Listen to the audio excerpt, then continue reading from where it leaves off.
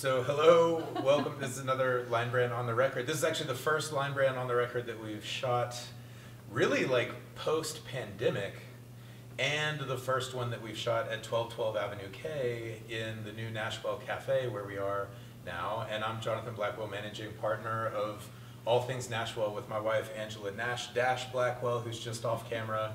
And I'm here with Kelly Reyna. So if you've driven from the Buddy Holly Hall towards Avenue Q past the new Doubletree Hotel, which is a beautiful place to go, you will have passed the beautiful mural that Kelly painted of Viva Lubbock and one of her favorite artists. Frida Kahlo. Exactly, yeah. So I just really wanted to interview Kelly because she's one of the amazing artists here in Lubbock. If you've seen our sign, it's Art, Solar, Co-work, an Australian bakery cafe. We start with art.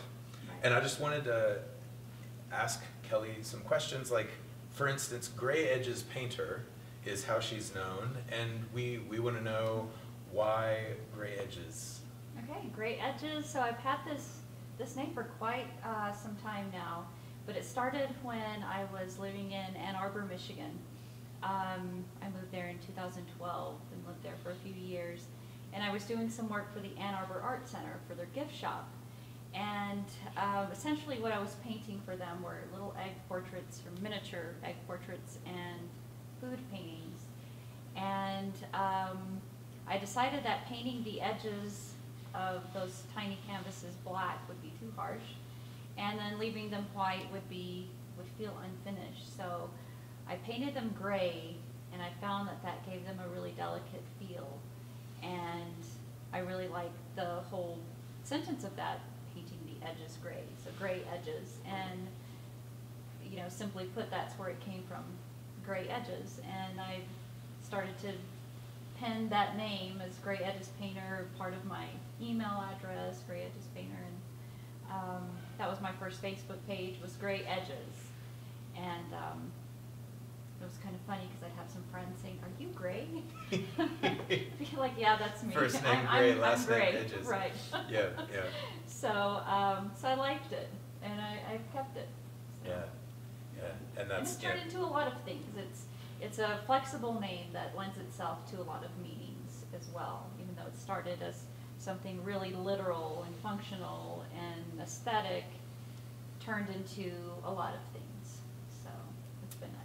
Yeah, I love that. And like, you know, a lot of my work, I'm the lazy artist that didn't even, you know, want to go that level further to dedicate yourself to finishing the edges. You know, I'm like, white edges, we'll just, you know, Right. it's done.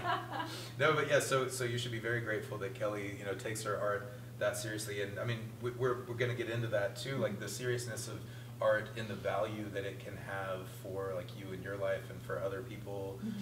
And there's a whole story about Gray Edges as a nonprofit for autistic children, of which you're the mother of one. Right. And we'll save that for a whole other video dedicated to that and the nonprofit work, partnership with the Burkhardt Center at Texas Tech University. But I want to, in this intro video, talk more about that, you know, experience of where the Gray Edges Painter name came from, the work that you were doing with the miniatures in Ann Arbor, Michigan, and then coming back to Lubbock. So you have a really strong Lubbock story. Like, how many degrees? So. Oh, 2 degrees. Yeah, undergraduate degree, bachelor's of fine arts in painting, secondary drawing, and I graduated in 2011 for that one, and I just had Aramis, my younger son. So again, 2012, I moved to Ann Arbor with the intention of starting my MFA degree there, but that was put on hold because Aramis was then diagnosed with autism spectrum disorder. And so I needed to keep painting though through all that, and that's why I kept painting. You know, with parenthood and being an artist, you know, there's I feel like as an artist you really have to fight for that. You have to keep that going. So it was important to me to continue painting through that and reaching out to the Ann Arbor Art Center and becoming a part of their team of artists in the gift shop. And then moving back I was able to get on my feet and say, okay, I'm going to go for that MFA, because I was really determined to do that. Really determined to continue being an artist, right, as a professional too, because that takes a lot of determination and dedication and commitment. And so when I moved back here, I went to graduate school and got my master's degree. Graduated 2019, pre-COVID, which was December 2019. So, the beginning of 2020, I found this space that I'm at, and of course, you take down your MFA exhibition and you have all of these paintings in your house, and you can't get through the hallway, right? So like, I need the space. Like many artists need spaces, right? Yeah. So I fell into the space that I'm at, where Gray Edges Studio and Art Gallery is on Mac Davis, and it's sort of taken on its own identity and has grown since. But it's been an interesting adventure how things have sort of fallen into place. Yeah, You know. I'm just so glad that you're back in Lubbock, because you've just really filled space, literally and figuratively and creatively, in a way that I just like, I've seen it and I've really wanted to celebrate it. So I wanted to Thank you. talk to you, but might as well record it so that other people can, like, you know, see you and know you and associate your, you know, face persona and some of the, you know, more personal details that you might, you know, share, to know you better and really appreciate you and share, and you know, more people can find your work. Right. So where would people go, like, if you wanted to have somebody watching this video go and find you? Would it be like first Facebook, then website, or drive by the studio during hours of this to that? Or? Right, definitely drive by the studio. I have my own office and studio space within it. So Gray Edges, the building or suite itself, has several offices, which several of them are rented out to artists as well. So it's myself, Sahar Fatahi, Sofia Villalobos, Mary Mailer is there, and possibly another one that might be joining us. But we have plenty of space, and then of course there's the gallery space, the front space.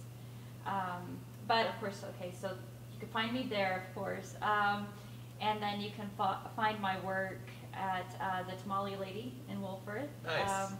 Where Chef John Walter is at, and La Diosa Cellars. Yes. My work is there. It's been there for a long time. Sylvia McPherson's been very, very supportive since I started painting, which was like 2007. And she's shown my work since. And I have a few pieces at Funky Door. This is great. And of course my own home, but yeah, it's a long list. Right. And then if we close with the SPC show that you have, so you know, if you're watching this and it's not yet January or February of 2022, but it's around the corner. Yeah, so that show opens January 17th to February 21st at the SPC campus in Levelland. So if you're wondering, you know, we're all downtown. There will be an SPC campus in the old City Hall across from Dirk's, but not that one yet. But right, not that one yet, but Yeah. at the Levelland campus. So I'll be setting up here pretty soon, and then the opening reception is January 20th from 4 to 6, I believe. sounds like a good time for a reception. Yeah. Yeah. January 20th, Yes. 4 to 6. Yes. Okay, so definitely find Kelly there if we're doing a good job of getting this video out so that people can. And then we'll talk more about the Gray Edges nonprofit in another video that you can find clicking around nearby. So Jonathan Blackwell, managing partner with the Nashville Thing at 1212 Avenue K downtown, and Kelly Reyna with Gray Edges at her studio and art gallery on Mac Davis. And what's the address? It's 1614 Mac Davis Lane. Yeah, 1614 Mac Davis, right down the street from the Buddy Holly Hall. Yes. Thanks, Kelly. Thank you for having me. Thank Oh, you my for goodness. choosing me as your first artist. Yes. Space. Such a Fantastic. pleasure.